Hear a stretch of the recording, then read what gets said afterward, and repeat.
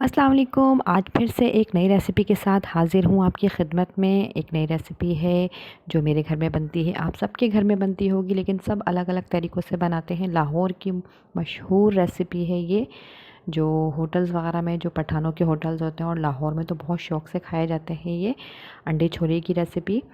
ये मैं आप लोगों के साथ शेयर कर रही हूँ। आप लोग बनाइएगा और मुझे बताइएगा कि आप लोगों को कैसी लगी। चलिए अपनी रेसिपी की तरफ चलते हैं। बिस्मिल्लाहिर्रहमानिर्रहीम। ये देखिए मैंने प्याज ले ली है। ये देखिए छोटे-छोटे साइज़ की प्याज थी, तो इसलिए मैंने 8 से 10 अदद ले ली हैं। ये 2 टमाटर हैं और हरी मिर्चें हैं, ये 4 से 5 अदद ये मैंने ले लिए हैं। अब इनको मैं रफ़ चॉप करूँगी, मतलब ऐसा सिर्फ मोटा-मोटा काटना है, बिल्कुल बारीक चॉप नहीं करना। ये देखिए, ये ऐसे मोटा-मोटा सा इसको काट लीजिएगा। अगर आपके पास बड़े साइज़ की प्याज हैं तो आप उनको सिर्फ 4 से 5 अदद भी ले सकती हैं। ये मेरे पास छोटे साइज़ की प्याज थी, तो इसलिए मैंने ज़्यादा ली है। अब मैंने इसके अंदर ऑयल डाल दिया है, बिल्कुल थोड़ा सा ऑयल डाला है इसके अंदर, हाफ़ कप से भी करीब थोड़ा सा कम है ये। और इसके अंदर मैं ये सारा मसाला डाल दूँगी जो मैंने आपको बताया था, प्याज, टमाटर और हरी मिर्च का। अब हमें इसको थोड़े से ऑयल में फ्राई करना है, हमें पकाना नहीं है, इनको फ्राई करना है। प्याज, टमाटर और हरी मिर्च को हल्का सा फ्राई करेंगे ताकि थोड़े से नरम हो जाएं। फिर हम आगे का प्रोसेस इसका स्टार्ट करेंगे। ये देखिए तकरीबन 3 से 4 मिनट तक मैंने इसको पकाया है। प्याज नरम हो चुकी है, टमाटर भी थोड़े से नरम हो चुके हैं।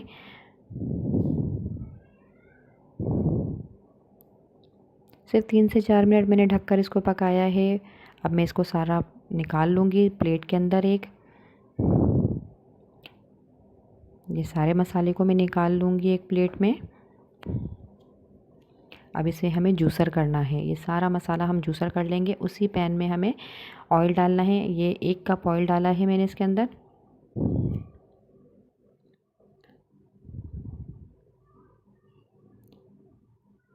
जो मसाला हमने पीस के रखा था, प्याज टमाटर का जो फ्राई किया था मसाला, वो हम इसके अंदर शामिल करेंगे ऑयल में। बहुत अच्छी सी ग्रेवी बनेगी, बहुत मज़े का बनेगा आपका खाना, आपका सालन बहुत अच्छा बनेगा इस तरीके से।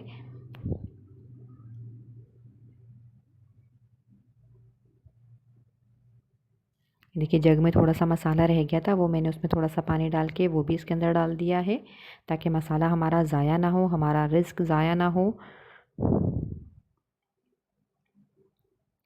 ऑयल के साथ मिक्स कर देंगे हम मसाले को।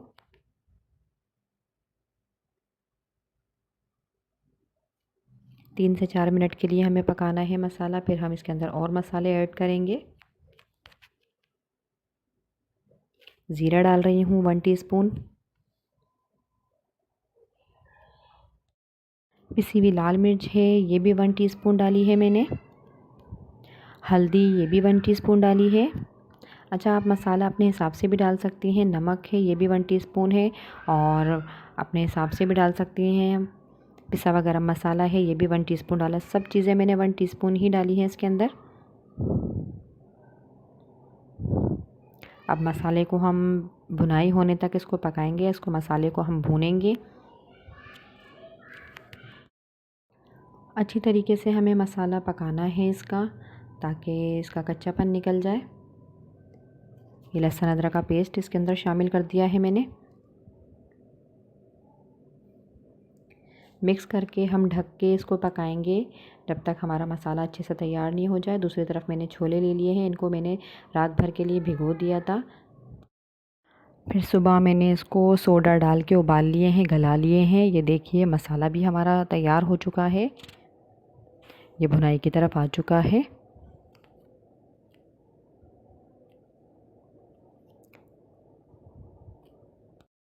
अच्छा, दूसरी तरफ मैंने एक पैन में अंडे उबालने के लिए रख दिए थे। जितने मुझे अंडे चाहिए थे वो मैंने उबालने के लिए रख दिए हैं। अब हम मसाले की भुनाई करेंगे। 10 मिनट तक इसको अच्छी तरीके से भूनिएगा। इसका ऑयल ऊपर आ जाना चाहिए, मसाला अच्छे से भुन जाना चाहिए।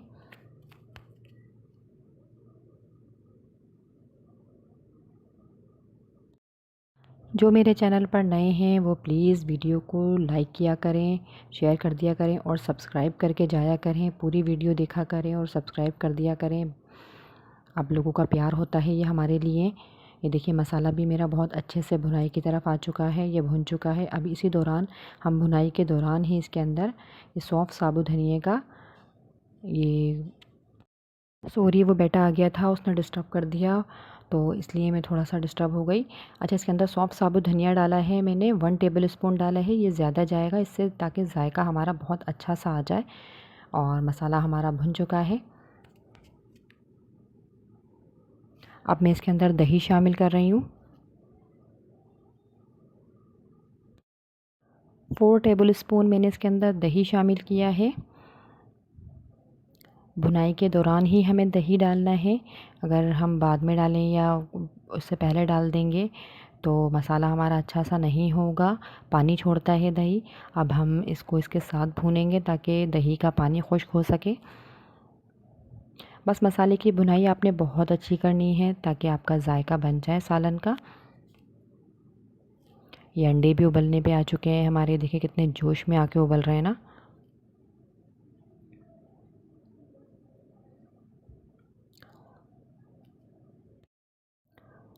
दस मिनट तक हमें मसाले की भुनाई करनी है। तकरीबन 10 मिनट हो चुके हैं।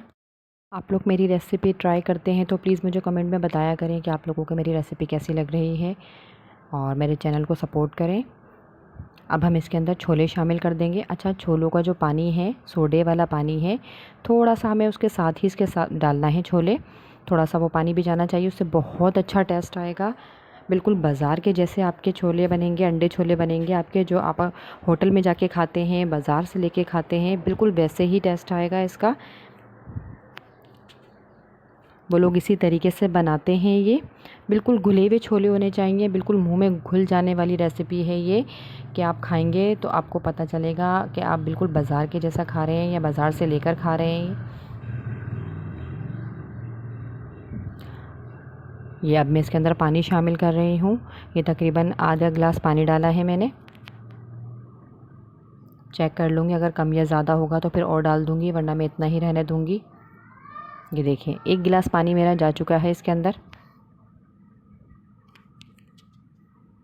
1 गिलास पानी मैंने इसके अंदर शामिल कर दिया है। अब हम इसको पकाएंगे। पानी डाल के इसको अच्छी तरीके से पकाना है, इसको उबाल आने तक पकाना है हमें। ये देखिए उबाल आ चुका है।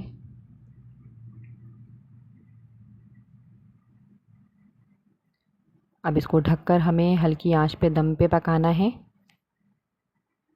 ये देखें बिल्कुल दम पर मैंने इसको पकाया है, तकरीबन 10 मिनट इसको पकाया है।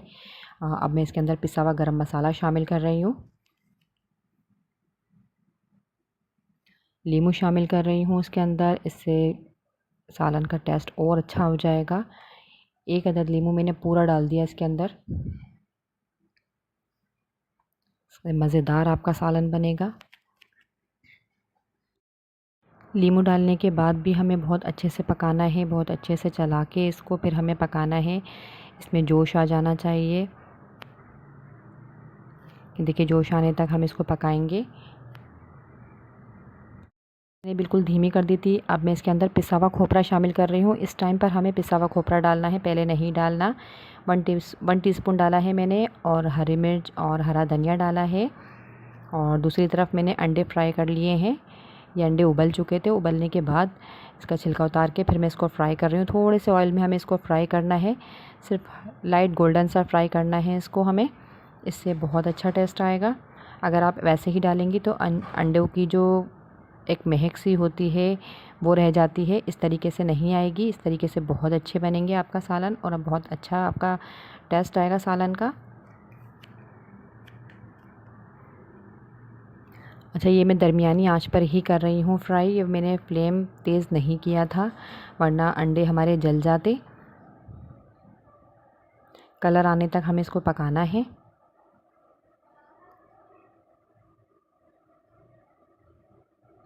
वीडियो अच्छी लगे तो प्लीज़ आगे शेयर कर दीजिएगा।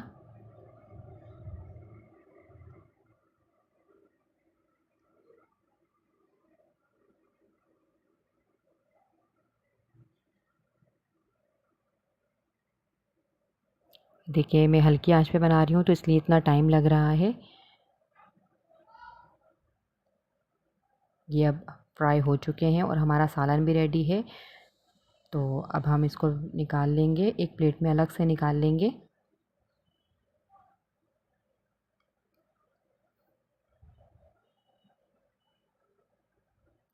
अब हम सालन को डिश आउट करेंगे। ये देखिए माशाल्लाह कितना अच्छा और कितना मज़ेदार सालन बना है हमारा, और देखने में भी कितना मज़े का लग रहा है। अब ऊपर से हमें अंडे डालने हैं।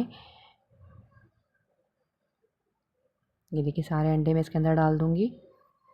बहुत अच्छा हमारा सालन रेडी हुआ है। आप लोग ट्राई कीजिएगा और मुझे बताइएगा कि आपको मेरी रेसिपी कैसी लग रही है, और मुझे अपने फ़ीडबैक भी ज़रूर दिया करें ताकि मुझे पता चले कि मेरा चैनल किस हद तक पहुंचा है और आप लोग मुझे कितना प्यार दे रहे हैं। दुआओं में याद रखिएगा और आने वाली हर वीडियो का नोटिफिकेशन आपको मिल जाएगा। और दूसरी वीडियो तक के लिए अल्लाह हाफ़िज़।